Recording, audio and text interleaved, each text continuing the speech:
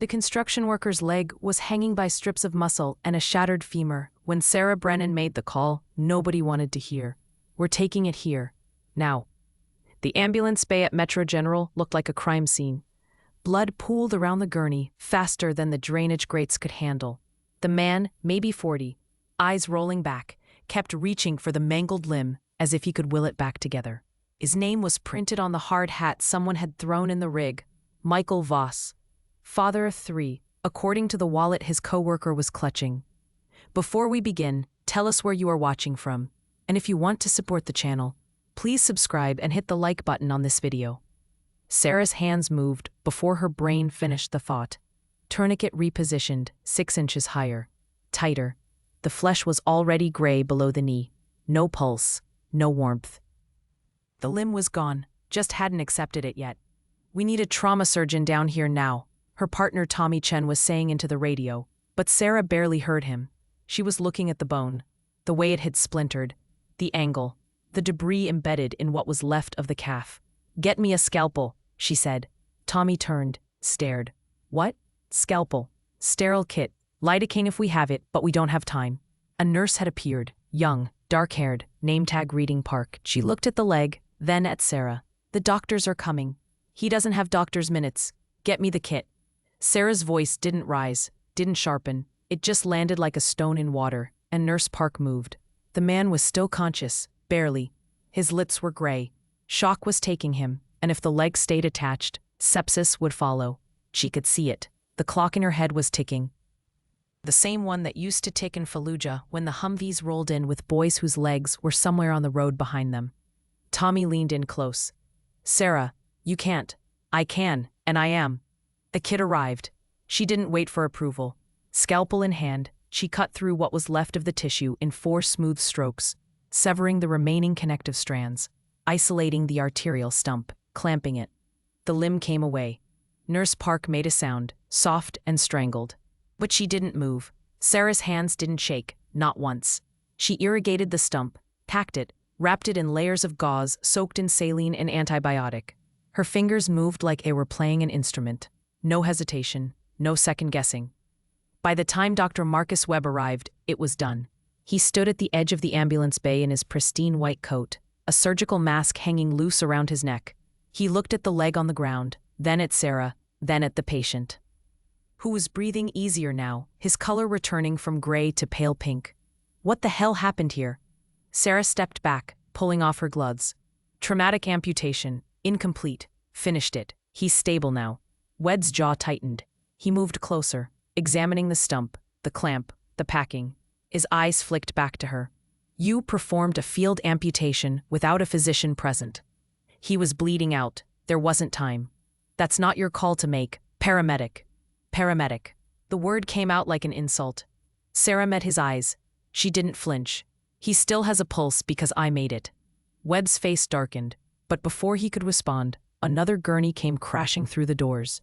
Nurse Park was shouting something about a multi-vehicle accident, and Webb turned, his attention yanked away.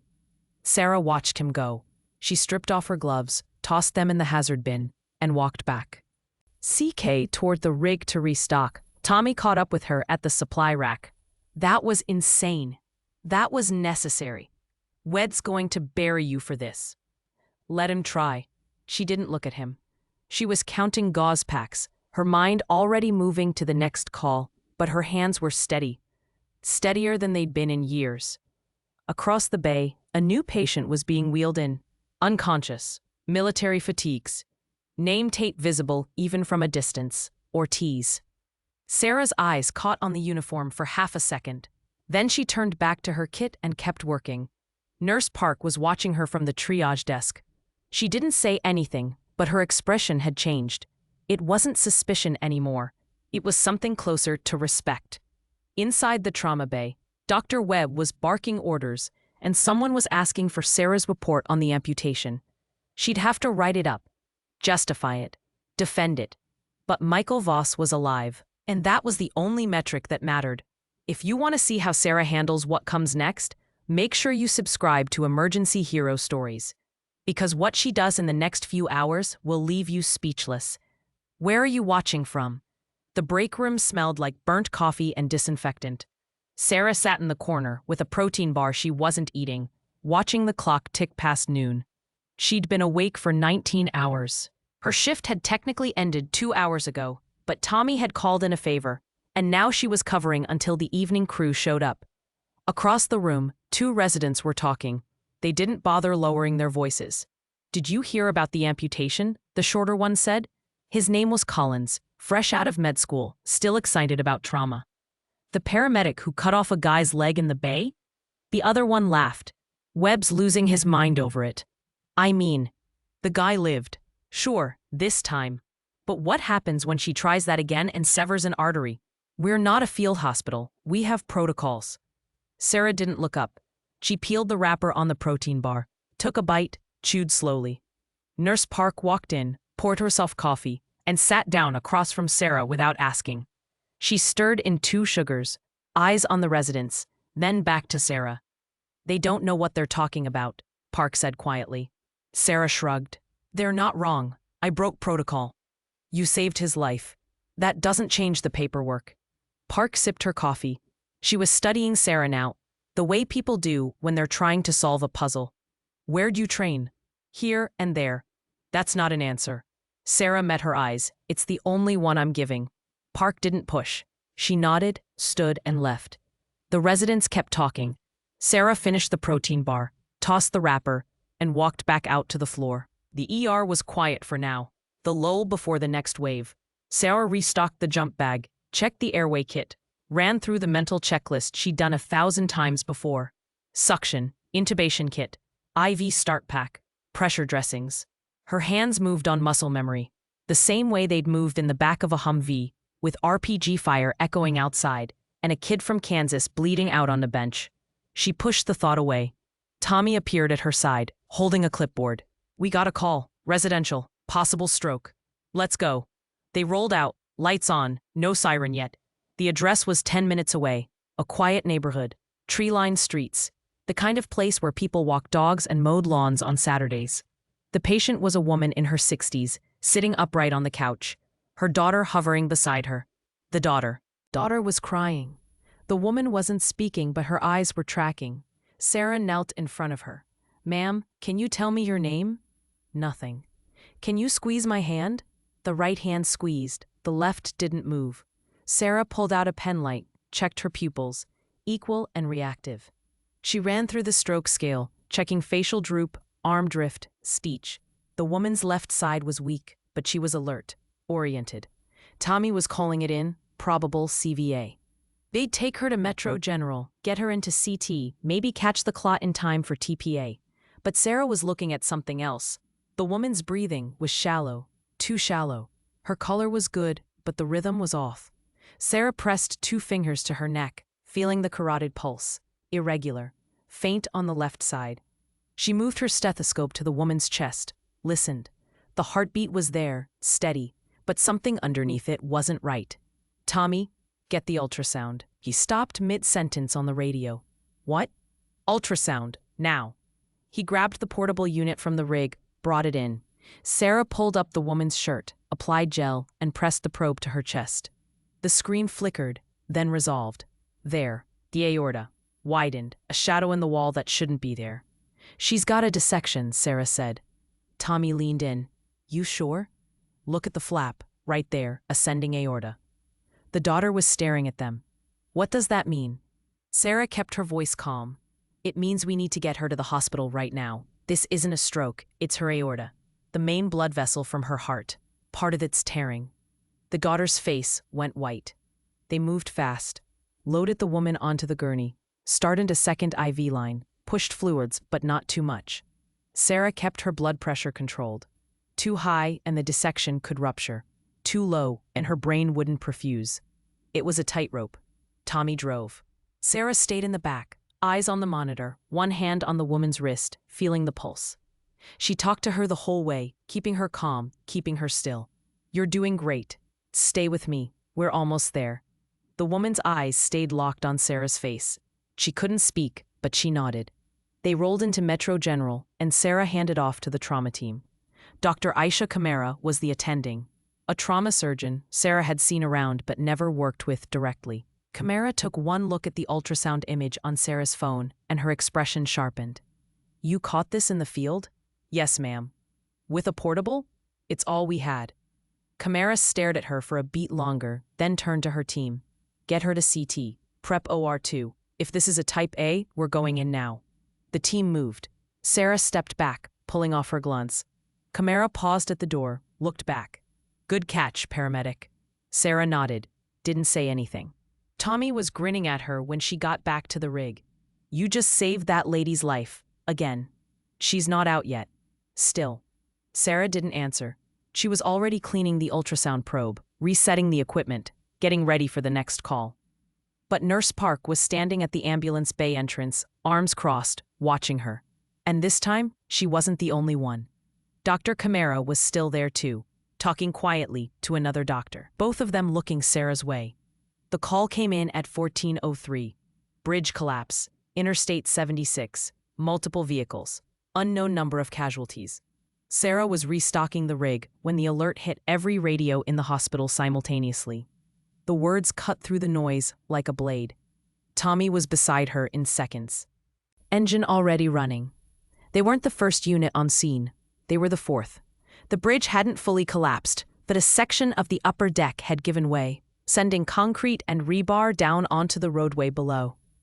Cars were crushed. Some had swerved and hit the guardrails. Others had piled into each other trying to stop. Smoke rose from at least 2 vehicles. People were screaming.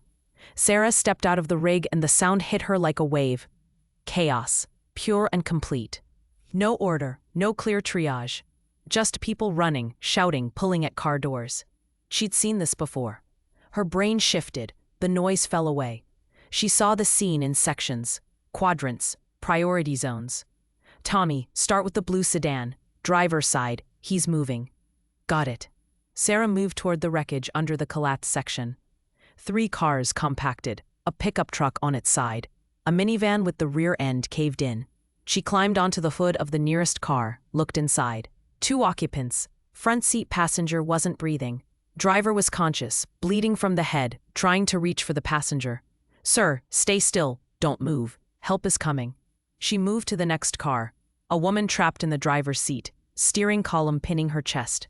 Conscious, breathing fast, shallow, lids turning blue. Sarah pulled the door. It didn't budge. She braced her foot against the frame and pulled again. The metal groaned but held. A firefighter appeared beside her. "We need the jaws." "She doesn't have time for the jaws. Get me a Halligan and a spreader." He hesitated, then ran. Sarah leaned in through the broken window. "Ma'am, what's your name?" "Rachel," the woman gasped. I can't breathe." "I know, we're going to get you out. Stay with me." The firefighter returned with the tools. Sarah wedged the Halligan into the door seam and leveraged it. The door shifted, an inch, then 2. She grabbed the spreader, jammed it in, and pushed. The door peeled open, but the steering column was still pinning Rachel's chest. Sarah could see the compression, the way her ribs weren't expanding. Tension pneumothorax. Air building up in the chest cavity with nowhere to go. "I need a needle decompression kit," Sarah shouted. Nurse Park appeared out of nowhere, holding a jump bag. "I brought supplies from the hospital."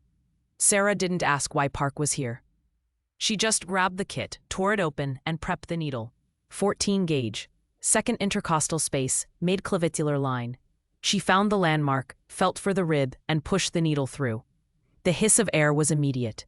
Rachel gasped, her color shifting from blue to pale pink in seconds. You're okay. Breathe." 2 more firefighters arrived and started working on the steering column with hydraulic cutters. Sarah stayed with Rachel, holding her hand, monitoring her breathing. Across the wreckage, someone was shouting about a kid trapped in the minivan. Sarah's head snapped up. She looked at Park. "Stay with her." "Where are you going?" Sarah didn't answer. She was already moving. The minivan's rear was completely caved in. The front was accessible, but barely. She could see a car seat through the shattered window, a small shape inside. She climbed through the passenger window, glass crunching under her knees. The car seat was rear-facing. The child couldn't have been more than 2, not moving, pale, lips blue. Sarah's hands moved before her brain caught up. She unbuckled the seat, pulled the child free, checked for a pulse. Faint, too faint. She laid the child on the crumpled front seat, tilted the head back, checked the airway. Clear. She started compressions. 30 and 2. Her hands covered the child's entire chest. 1, 2, 3, 4. She breathed into the small mouth, watched the chest rise. 30 more compressions. Someone was beside her now. Dr. Camara. She'd come from the hospital in her trauma gear. How long has she been down? I don't know. Less than 5 minutes. Keep going. Sarah kept going. Her arms burned. Her breath came in short bursts, but she didn't stop. On the next breath, the child coughed. Sarah turned her on her side. The child gasped, coughed again, and started crying. The sound cut through everything. Kamara was staring at her. You just brought her back. Sarah didn't answer. She wrapped the child in a blanket, checked her pulse again. Stronger now. She handed her to a waiting paramedic. Get her to Metro. Full workup. Possible internal injuries. The paramedic nodded and ran. Sarah climbed out of the van, her hands shaking now, just slightly. She wiped them on her pants and moved to the next car. Camara followed. Where did you learn that? Learn what? That needle decompression. That's not standard paramedic protocol. That's a TCCC technique. Sarah didn't look at her. It works. It's a battlefield technique. It works here too. Camara didn't push further, but Sarah could feel her eyes, watching, calculating. They worked for another 2 hours. 14 patients, total. 3 critical, 2 dead on scene. The rest stable enough to transport. By the time the last ambulance pulled away, Sarah's uniform was soaked in blood and sweat. Her hands were raw. Her knees were torn from crawling through glass and metal. Tommy found her sitting on the back bumper of the rig, drinking water from a bottle someone had handed her. You okay? She nodded. Didn't trust her voice yet. He sat beside her. That was the most insane thing I've ever seen. It was a mess. You made it not a mess. She didn't answer. Across the scene, Dr. Camara was talking to Dr. Webb. Both of them were looking Sarah's way. Webb's expression was unreadable. Camara's was not. She walked over, stopped in front of Sarah. We need to talk. Sarah looked up. About what? About where you learned to do what you just did. I'm a paramedic. You're not just a paramedic. Camara's voice was quiet, but it carried weight. I've worked with combat medics. I know what field medicine looks like. That's what you just did out there. Sarah held her gaze, didn't confirm, didn't deny. Camara nodded slowly. When you're ready to talk, find me. She walked away. Tommy was watching Sarah. You gonna tell them? There's nothing to tell. Sarah. Drop it, Tommy. He sighed, but didn't argue. Sarah stood, tossed the empty water bottle, and climbed back into the rig. They had paperwork to file, reports to write, a shift that still wasn't over. But in the back of her mind, she could still hear the child crying. And for the first time in years, that sound didn't break her. Sarah was halfway through her incident report when Nurse Park appeared in the doorway of the paramedic office. The Marine's awake. Sarah didn't look up. Which Marine? The one May brought in this morning, Ortiz. He's asking questions. About what? About you. Sarah's pen stopped moving. She set it down slowly, looked up at Park. Why would he ask about me? I don't know, but he got agitated when Dr. Webb was doing rounds. Kept saying he recognized someone. Webb thinks it's the head injury talking, but Ortiz was pretty insistent. Sarah closed the folder. I'll check on him. You don't have to. I said I'll check on him. Park nodded and left. Sarah sat there for a moment, staring at the closed folder. Then she stood, grabbed her stethoscope out of habit, and walked toward the ICU. Staff Sergeant Daniel Ortiz was in bed 3. The room was dim, monitors beeping softly. His left leg was elevated, wrapped in a cast from ankle to mid-thigh. Compound fracture from a training accident, according to the chart. He'd been unconscious for most of the day, sedated after surgery to pin the femur. Now his eyes were open, tracking. He turned his head when Sarah walked in. She kept her expression neutral, professional. How are you feeling, Sergeant? He stared at her. Not the casual glance of a patient seeing a medic, a real stare, recognition trying to surface through painkillers and confusion. I know you, he said. We haven't met. No, I know you. His voice was hoarse, but certain. Your voice, the way you said something earlier, when they brought me in. I heard you. Sarah checked his IV line. You were unconscious when you arrived. I heard you. You said Yalla when they were moving me. That's Arabic. She didn't react, didn't confirm. Ortiz kept staring. His eyes dropped to her forearm, the tattoo. Faded anchor with a rod of Asclepius wrapped around it. Navy corpsman insignia. His expression changed. Holy shit. Sergeant. Fallujah. 2007. You were the doc with the Army unit that pulled us out after the IED hit our convoy. Sarah's jaw tightened. You're confused. No, I'm not. He was trying to sit up now, wincing. I was 19. It was my second month in country. We hit an IED outside the city. Our corpsman was gone. We had 3 guys bleeding out, and the Army convoy that responded didn't have a medic. But then you showed up. You weren't Army. You were Navy, attached to some unit I didn't know. Sergeant, you need to stay calm. You saved my squad leader, Martinez. He had a sucking chest wound. And you did something with a glove and tape. You spoke to him in Spanish while you worked. Then you moved to Jefferson, the kid from Georgia. Both his legs were torn up. You used these bandages I'd never seen before. Israeli bandages. You worked on him for 20 minutes while we were still taking fire. Sarah didn't move, didn't speak. Ortiz's voice dropped. You saved 8 Marines that day, and then you just disappeared. Martinez tried to find you after, wanted to write you up for a commendation, but no one could tell us where you went. The room was silent except for the monitors. Sarah exhaled slowly. That was a long time ago. You remember. I remember a lot of things. Why didn't you say anything? When they brought me in, you didn't. Because it doesn't matter. It matters to me. She met his eyes. You're alive, that's what matters. The rest is just noise. Ortiz shook his head. You're here, working as a paramedic. Why are you still with the Navy? You were the best doc I ever saw. Things change. What happened? Sarah didn't answer. She adjusted his pillow, checked his pulse, wrote something on the chart. Professional, detached. But Ortiz wasn't letting it go. Does anyone here know? No. Why not? Because it's not relevant. You saved my life. That's relevant. She looked at him, and for a moment, the mask slipped. Just for a second. You were 19. You had a future. That made it relevant. This is just a job. Bullshit. The word hung in the air. Sarah turned to leave, but Ortiz spoke again, quieter this time. Martinez is a gunnery sergeant now, stationed at Quantico. He still talks about you. Calls you the doc who wouldn't quit. He said you worked on him for 40 minutes. Even after the Army guys said he was gone, you told them he wasn't dead, until you said he was dead. Sarah stopped at the door. Her hand was on the frame, knuckles white. If you hadn't been there, none of us would have made it home, Ortiz said.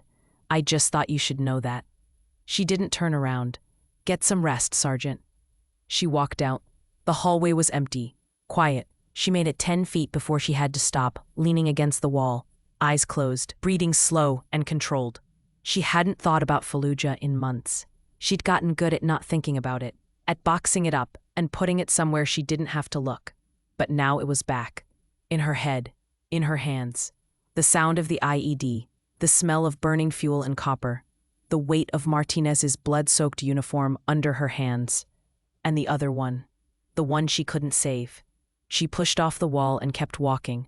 Behind her, she didn't see Dr. Webb standing at the nurse's station, but he'd heard everything. He stood there for a long moment, staring at the door to Ortiz's room. Then he picked up a phone and made a call. Across the ER, Dr. Kamara was updating a patient chart when her pager went off. She glanced at it, frowned, and headed toward the ICU. By the time she got there, Webb was waiting outside Ortiz's room. We need to talk, he said. About what? About Sarah Brennan. Kamara crossed her arms. What about her? She's not just a paramedic. I figured that out at the bridge.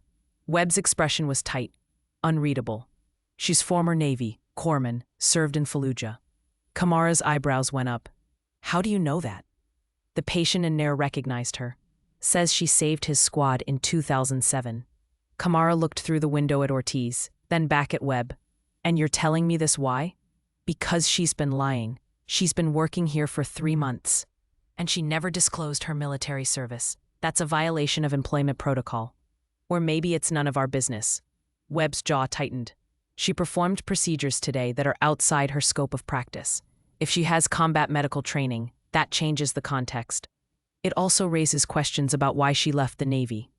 Kamara studied him. You want to fire her. I want answers. You want control. Kamara's voice was cold now. You don't like that a paramedic showed you up, twice. This isn't about ego, isn't it? Before Webb could respond, his pager went off. Then Kamara's. Then every pager and radio in the hospital. Mass casualty alert. Apartment fire. Multiple burn victims inbound. They both moved. The first ambulance arrived with a woman in her 50s. Second-degree burns covering 30% of her body. Sarah helped wheel her into Trauma Bay 2, listening to the paramedics' report. Apartment building, 4 stories, old wiring. Fire started on the second floor and spread fast. The second ambulance brought an elderly man, smoke inhalation, possible airway burns. The third brought 2 teenagers, minor burns, mostly shock. Sarah was starting an IV line on the woman when Dr. Webb appeared beside her. Brennan, my office, now. She didn't look up. I'm with a patient. Nurse Park can handle it. I'm in the middle of, now, Brennan. His voice carried across the trauma bay. Everyone stopped, looked. Sarah set down the IV catheter, stepped back, and let Park take over. She followed Webb out of the bay, down the hall, past the nurse's station, where everyone was suddenly very interested in their charts. Webb's office was small and sterile. Diplomas on the wall. A photo of him in army dress uniform from 20. Why years ago? He closed the door behind them and turned to face her. Sit. I'd rather stand.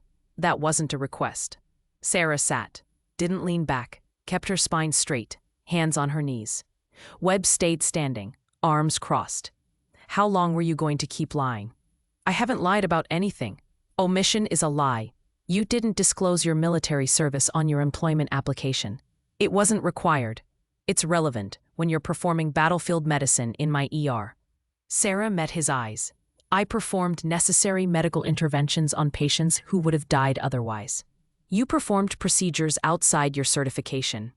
I performed procedures I'm trained to do. Trained where? In Iraq? She didn't answer. Webb leaned against his desk. I talked to the Marine upstairs. Ortiz. He says you saved his squad in Fallujah. Says you're the best corpsman he ever saw. So why are you here, working as a paramedic, instead of still serving? That's personal. It's relevant if it affects your judgment. My judgment saved 3 lives today. Your judgment put this hospital at risk. Webb's voice was rising now. If something had gone wrong, if one of those patients had died because you went off protocol, we'd be facing lawsuits, investigations, license reviews. You don't get to play cowboy in my ER just because you have combat experience. Sarah's hands tightened on her knees. I didn't play anything. I saw what needed to be done and I did it. That's not how this works. Then maybe the system's broken. The words came out sharper than she intended. Webb's expression darkened. You're suspended, effective immediately, pending a review of your actions and your employment file. Sarah stood. You're suspending me for saving lives? I'm suspending you for insubordination and protocol violations. Insubordination? Her voice was still level. But something underneath it had shifted. I followed my medical training. I acted in the best interest of the patients. If that's insubordination, then... Webb's pager went off. Then Sarah's radio. Then the overhead system crackled to life. Trauma alert. Pediatric patient. Multi-system trauma. ETA 2 minutes. Webb looked at the pager, then at Sarah. We'll finish this later. No. Sarah's voice stopped him at the door. We'll finish it now. Are you suspending me or not? You're suspended. Leave your badge and radio on my desk. There's a pediatric trauma coming in, and we have a full staff to handle it. You need every hand you have. What I need is for you to follow orders. The overhead system crackled again. Pediatric patient is 8 years old, hit by a car, massive internal bleeding, GCS of 6, compressions in progress. Sarah's face went white. Just for a second. Then she was moving, past Webb, out the door. Brennan, stop. She didn't stop. She ran. Down the hall, through the double doors, into the ambulance bay.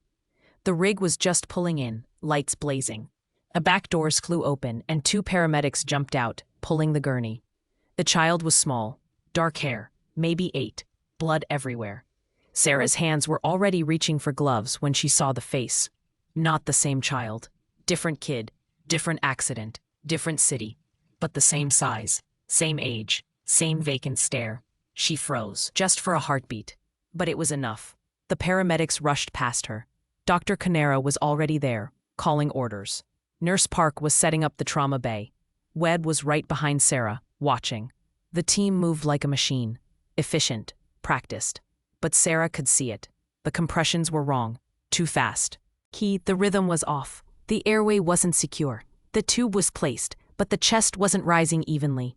Right side moving, left side still. Tension pneumothorax. Just like the woman at the bridge. No one else had caught it yet. Sarah's feet were rooted to the floor. Her breath was shallow. She could hear the sound of the Humvee's engine, the smell of burning fuel. The weight of a child in her arms, limp and cold. Blood soaking through her uniform. Different child, same weight. Kamara was calling for blood. Crash cart charging. Someone was shouting about pressure dropping. Sarah closed her eyes, opened them, moved. She pushed through the crowd, grabbed the needle decompression kit from the wall. Kamara saw her coming. "Brennan, you're suspended." Sarah didn't answer. She was already at the bedside, finding the landmark, second intercostal space, mid-clavicular line. She pushed the needle through. The hiss of air. The child's left lung reinflated. Oxygen saturation started climbing. Heart rate stabilized. The room went quiet. Kamara stared at her, then at the monitor, then back at her. "How did you see that?" Sarah pulled off her gloves. Her hands were shaking now, really shaking. Experience. Webb was standing at the edge of the bay, face unreadable. The child was breathing, stable. The team moved into the next phase, prepping for surgery, scanning for internal bleeding. Sarah stepped back. She made it to the hallway before her legs gave out. She sat down hard against the wall, head between her knees, breathing in short, shallow gasps. She hadn't frozen. Not completely. But she'd hesitated, and hesitation kills. Footsteps approached. She looked up. Dr. Kamara was standing over her. "That's twice you've saved a child today." Sarah didn't answer. Kamara crouched down. "What happened to you over there?" "Nothing I want to talk about." "You froze. For a second, you froze." "I didn't." "Yes, you did. I saw it." Kamara's voice was quiet, not accusatory, just factual. "Something about this case triggered you, and then you pushed through it, anyway." Sarah leaned her head back against the wall. "Was there a question in there? Why did you leave the Navy?" Sarah closed her eyes. "Because I couldn't save them all." "No one can." "I know." Her voice cracked, just slightly. "I know that now." Kamara stood. "Webb wants you gone, but I'm going to fight him on it. What you did today, all of it, that's not protocol violation. That's good medicine. And we need more of it, not less." Sarah opened her eyes. "Why are you helping me?" "Because I've worked with enough combat medics to know what it costs. And because that kid in there is alive. Because you didn't let your past stop you." Kamara held out a hand. "Get up. We're not done yet." Sarah took the hand. Stood. Behind them, Webb was watching from his office doorway. His expression was still unreadable. But he didn't call her back, didn't demand her badge. He just stood there, watching. The child was in surgery for 3 hours. Sarah waited. She sat in the hallway outside the OR, still in her blood-stained uniform, staring at the floor. Nurse Park brought her coffee. She didn't drink it. Tommy came by, asked if she needed anything. She shook her head. Dr. Webb appeared once, stood at the end of the hall, watched her for a full minute, then left without saying a word. When the OR doors finally opened, Dr. Kamara walked out, pulling off her surgical cap. She looked tired, but satisfied. She spotted Sarah and walked over. "He's stable. We repaired the liver laceration, removed the spleen, fixed a torn mesenteric artery. He lost a lot of blood, but he's going to make it." Sarah exhaled for what felt like the first time in hours. "Good." Kamara sat down beside her. "If you hadn't caught that pneumothorax, he would have coded on the table before we even got him open." Sarah didn't respond. Kamara leaned back against the wall. "You want to tell me what really happened? Why you left the Navy?" "Not particularly." "Fair enough." Kamara was quiet for a moment. "I served too. Army. 2 deployments. Afghanistan. I wasn't frontline like you were, but I saw enough." She paused. "I also know what it looks like when someone's carrying something they can't put down." Sarah looked at her. "Is there a point to this?" "The point is you're not alone, and whatever happened over there, it doesn't define what you can do here." "Doesn't it?" Sarah's voice was flat. "I froze today. I saw that kid's face and I was back in Fallujah." back in that street with another 8-year-old who looked just like him. And I couldn't move. But you did move. After I hesitated. In combat, hesitation kills, you know that. This is in combat, isn't it? Sarah gestured toward the OR. Same stakes, same split-second decisions, same consequences if you're wrong. Kamara nodded slowly. You're right, it is the same. But there's one difference. What's that? Here, you have backup. You're not alone in a Humvee with incoming fire and no support. You have a team. You have resources. You have time to be human. Sarah looked away. I had a team in Fallujah too. Didn't help the ones we lost. You can't save everyone, Brennan. I know. Do you? Kamara's voice was gentle but firm. Because from where I'm sitting, it looks like you're still trying to make up for the ones you couldn't save. And that's going to destroy you. Before Sarah could respond, Webb appeared again. This time, he walked directly to them. Brennan, we need to talk. Now. Kamara stood. She just saved a child's life. Can it wait? No, it can't. Sarah stood. It's fine. Let's get this over with. They walked back to Webb's office. He closed the door, gestured to the chair. Sarah sat. Webb remained standing, arms crossed.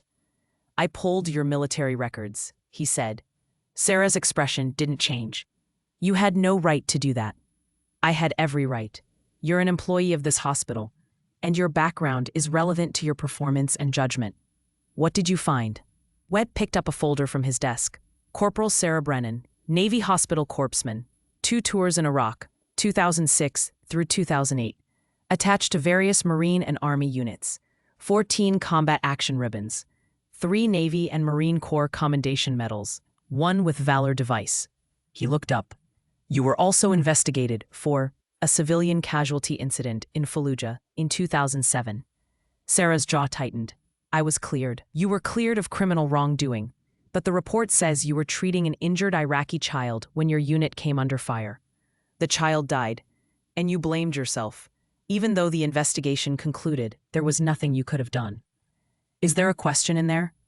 Webb set down the folder. Why didn't you tell us? Why hide all of this? Because it doesn't matter. It matters when it affects your judgment, when it makes you freeze in the middle of a trauma. I didn't freeze. Dr. Kamara says you did. For a few seconds, you froze, and in this environment, a few seconds can be the difference between life and death. Sarah stood. That kid is alive. So is the woman from the bridge. So is the man whose leg I amputated. So is the woman with the aortic dissection. So are the 14 people from the bridge collapse. Elapse. Every single person I've touched today is alive. So you tell me, Dr. Webb, where exactly is my judgment lacking? Webb didn't answer immediately. He studied her, his expression unreadable. You're good, he said finally. I won't deny that.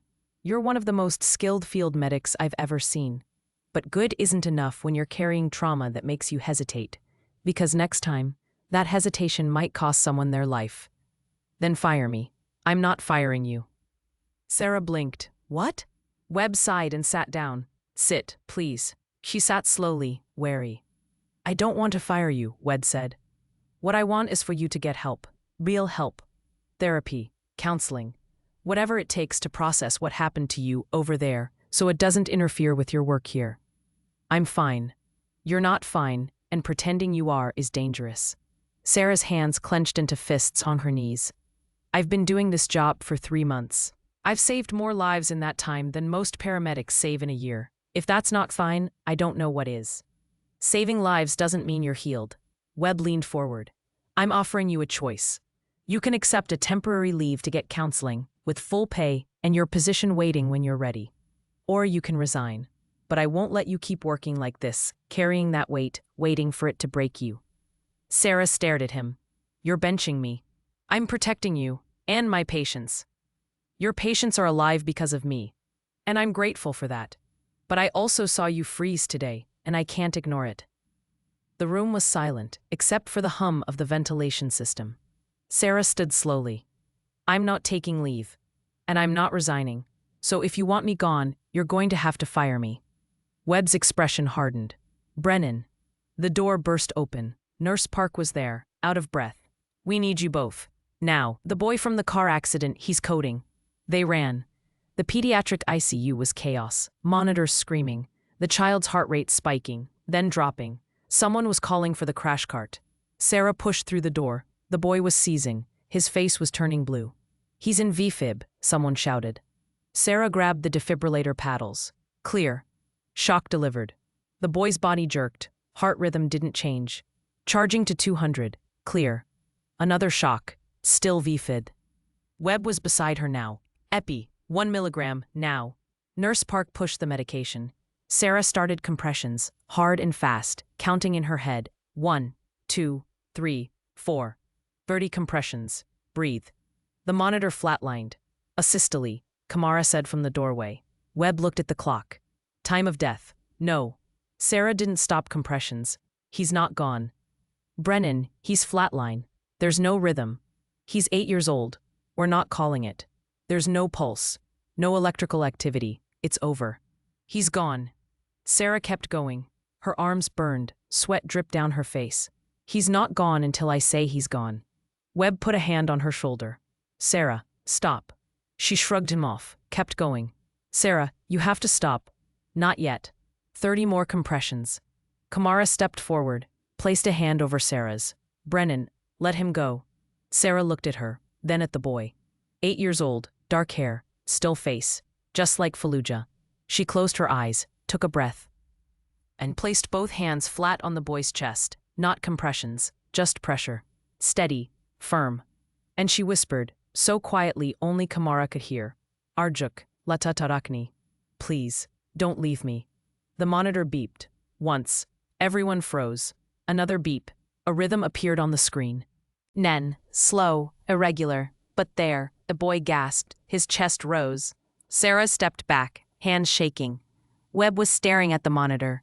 That's impossible. Kamara checked the pulse. He's back. Sinus rhythm. Weak, but steady. The room erupted into controlled chaos again, stabilizing, adjusting medications, rechecking vitals. Sarah walked out. She made it to the stairwell before she collapsed. Sarah sat on the stairs for 20 minutes before anyone found her. It was Nurse Park who came first. She sat down beside Sarah without saying anything, just handed her a bottle of water. Sarah took it, opened it, drank half in one go. The boy's stable, Park said quietly. They're moving him to intensive monitoring, but Dr. Kamara thinks he'll make it. Sarah nodded, didn't trust her voice yet. What you did in there, Park continued. I've never seen anything like that. He was gone, completely flatline, and you brought him back. I got lucky. That wasn't luck. Park looked at her. That was someone who refused to give up, who's done this before. Sarah finally met her eyes. Done what? Brought someone back from the dead. Sarah looked away. Not everyone. They sat in silence for a moment. Then footsteps echoed from above. Dr. Webb appeared on the landing, followed by Dr. Kamara.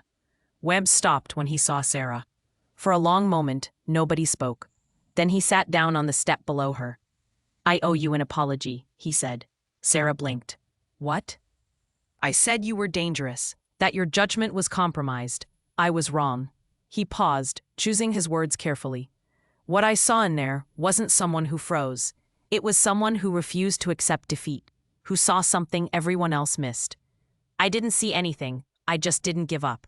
That's exactly my point. Webb turned to face her fully. I spent 4 years in the army, stationed in Germany, never saw combat.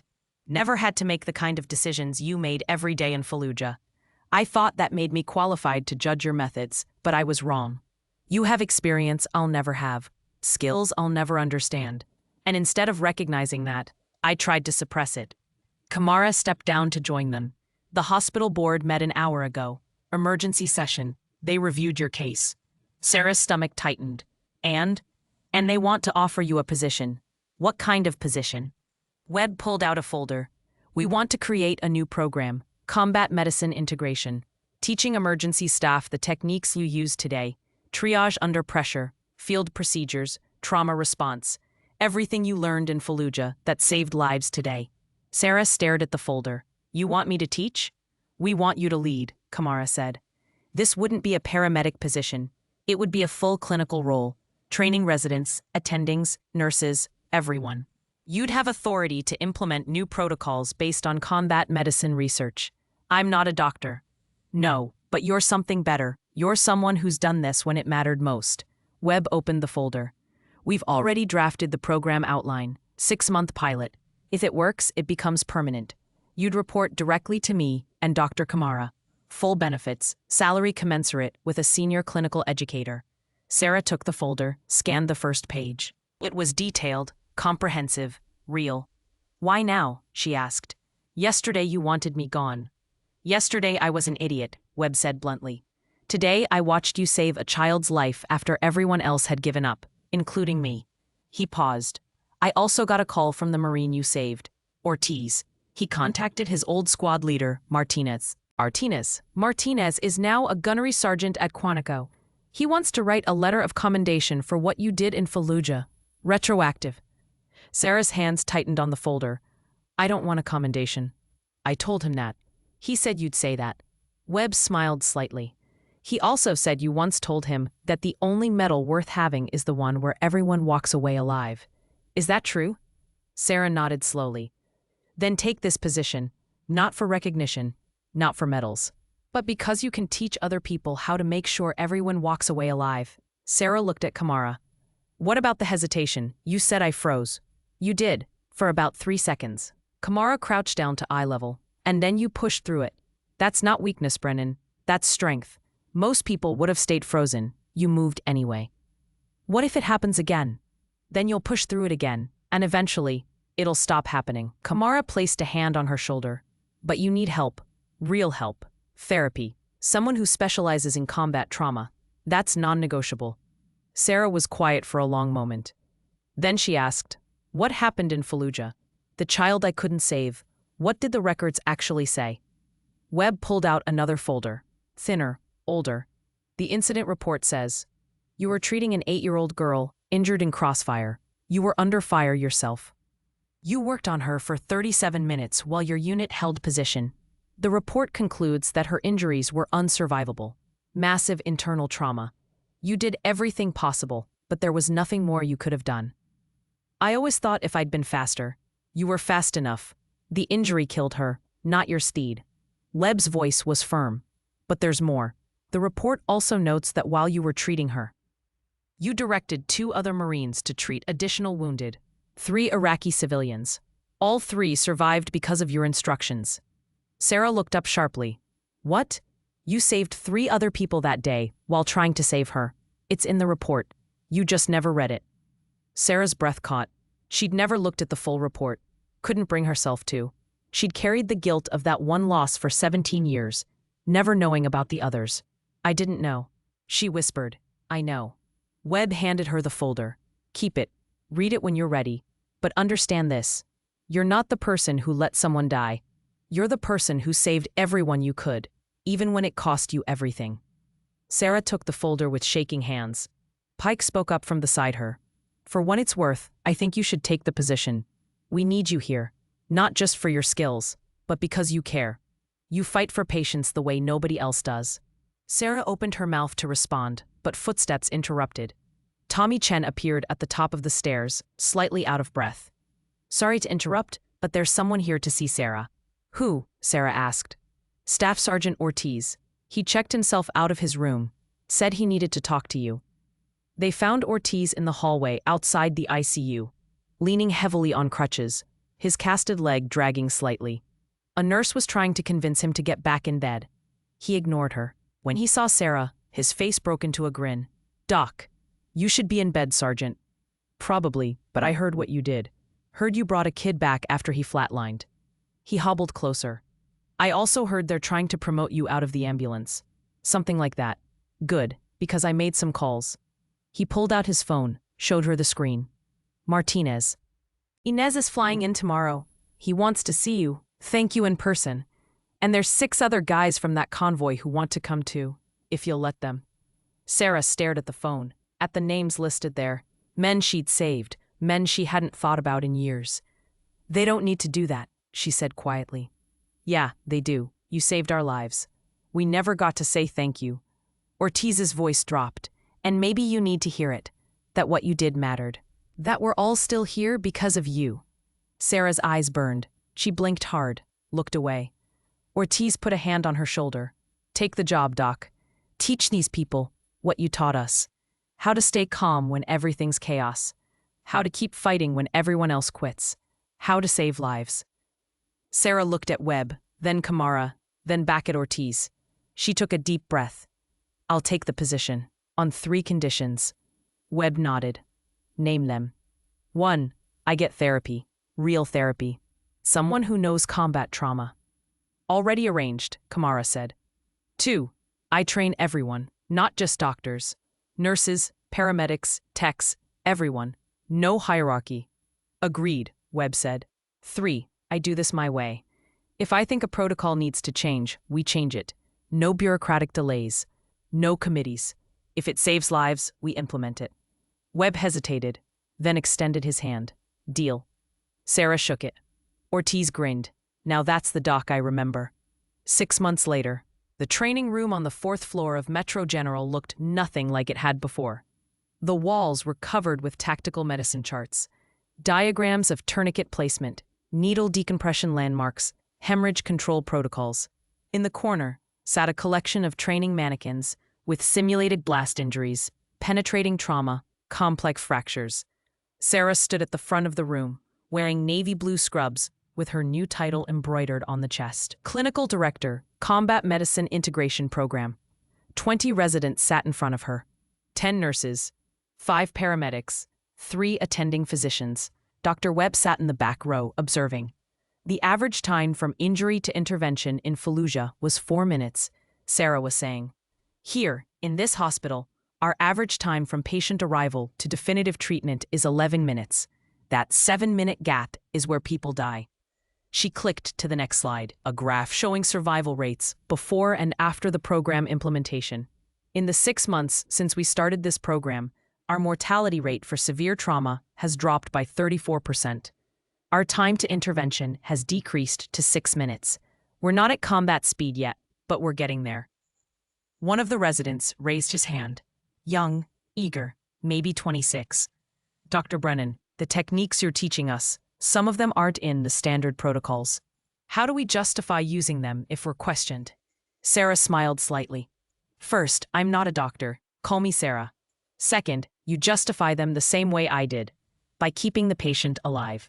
Results speak louder than protocols. Another hand. A nurse this time. What about liability?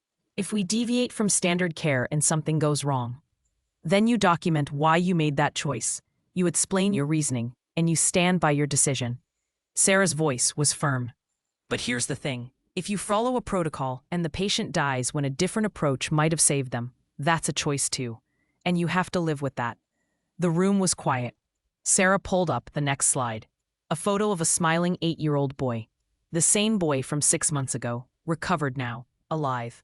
This is Marcus Chen, hit by a car. Massive internal bleeding. Went into cardiac arrest. Flatlined for 3 minutes. Everyone in that room except one person was ready to call time of death. She paused. He's alive because someone refused to give up. Because someone saw a chance when everyone else saw none. She clicked to the next image. Michael Voss, the construction worker, standing on a prosthetic leg with his 3 daughters. This is Michael, traumatic amputation. He's alive because someone made a hard call in the field and didn't wait for permission. Another click. The woman with the aortic dissection, smiling with her daughter. This is Rachel, misdiagnosed stroke that was actually a dissecting aorta. She's alive because someone looked deeper than the obvious answer. Sarah turned to face the room. Combat medicine isn't about violence. It's about refusing to accept loss. It's about finding solutions when there are no good options. It's about staying calm when everything is chaos. And that's what I'm teaching you. She dismissed the class. They filed out, several stopping to ask follow-up questions. Sarah answered each one patiently, thoroughly. When the room was finally empty except for Webb, he walked down to the front. That was good, he said. Better than good. You're a natural teacher. I'm still figuring it out. You're doing more than that. The board met yesterday. They want to make the program permanent, full funding, expanded to other hospitals in the network. Sarah looked at him. Other hospitals? 5 in the tri-state area to start. Eventually, maybe national. They want you to lead the expansion. She was quiet for a moment, processing. That's a lot of responsibility. You've handled more, under worse circumstances. Sarah walked to the window, looked out at the city. I met with Martinez yesterday, and the others from Fallujah. All 8 of them. How was it? Hard. Good. They're all alive, all doing well. Martinez has 2 kids now. Jefferson, the kid with the leg injuries, he's a physical therapist, helps wounded veterans. She smiled. They thanked me, over and over. I didn't know what to say. You could start with, "You're welcome." I did, essentially. She turned back to him. They also told me stories I didn't remember, people I saved that I'd forgotten about. Martinez said I treated 43 casualties in 7 months. He kept count. 43 lives, that's legacy, Sarah. It's also 43 reasons I couldn't let myself fail here. She paused. My therapist says I'm making progress, that I'm learning to separate the past from the present. She's probably right. Are the nightmares getting better? Sarah hesitated, then nodded. Some. I still see her sometimes, the girl from Fallujah. But now I also see the others. The ones who lived. It helps. Wed's pager went off. He glanced at it, then at Sarah. Mass casualty drill in 20 minutes. You're running it. I know, I designed it. He smiled. Of course you did. He left and Sarah gathered her materials. As she was packing up, her phone buzzed. A text from Tommy.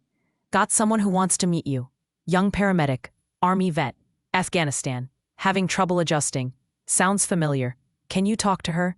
Sarah typed back. Send her up. 10 minutes later, there was a knock on the door. A woman appeared, mid-20s, dark circles under her eyes, standing rigid like she was still at attention. Ma'am, I'm Angela Reeves. Tommy said you might have time to talk. Sarah gestured to a chair. Sit. And don't call me ma'am. I work for a living. The old military joke landed. Reeves smiled slightly and sat. Tommy said you were. You're a corpsman. In Iraq. 2 tours. You? Combat medic. Kandahar. 15 months. Reeves's hands were clasped tight in her lap. I got out 8 months ago. Been working as a paramedic since. But I'm having trouble with some calls. What kind of calls? Kids, mostly. IED victims. Anything that reminds me of over there. Her voice was barely above a whisper. I freeze sometimes, just for a second, but it's enough to scare me. Sarah sat down across from her. Does it stop you from doing your job? No, I push through. But what if one day I can't? Then you'll deal with it that day. But right now, you're here. You're working. You're asking for help. That's not weakness. Reeves looked up. Tommy said you froze once, during a pediatric trauma. I did. And then I moved anyway, and the kid lived. Sarah leaned forward. Are you seeing anyone? Therapist? VA counselor, once a month. Not enough. You need weekly. Someone who specializes in combat trauma. Sarah pulled out a card, handed it over. This is my therapist. Tell her I sent you. She's good. She gets it. Reeves took the card, stared at it. Does it get easier? Yes, slowly, but it does. Sarah paused. I also have a spot opening up in my training program for paramedics who want to learn tactical medicine.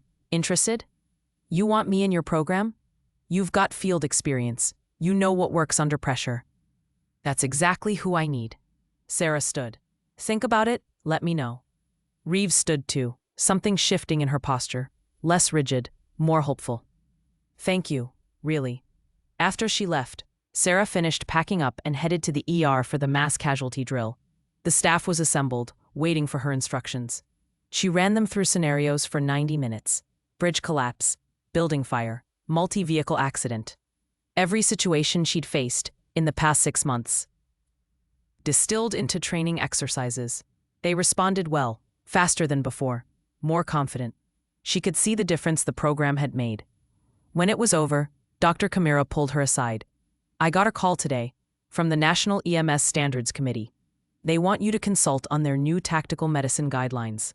Sarah blinked. National level? Your program's getting attention.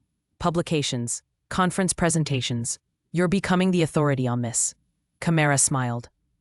They want you in Washington next month. 3-day symposium. I'll have to think about it. Don't think too long. This is your chance to change emergency medicine nationally, not just here. Sarah nodded slowly. I'll let you know. That evening, she found herself back in the ICU, standing outside Marcus Chen's old room. A different patient was there now. But she could still see him. that 8-year-old who'd brought her past crashing back. Nurse Park appeared beside her. He came by yesterday, Marcus. His mom wanted to thank you again. They already did, multiple times. I know, but she wanted you to have this. Park handed her an envelope. Inside was a photo.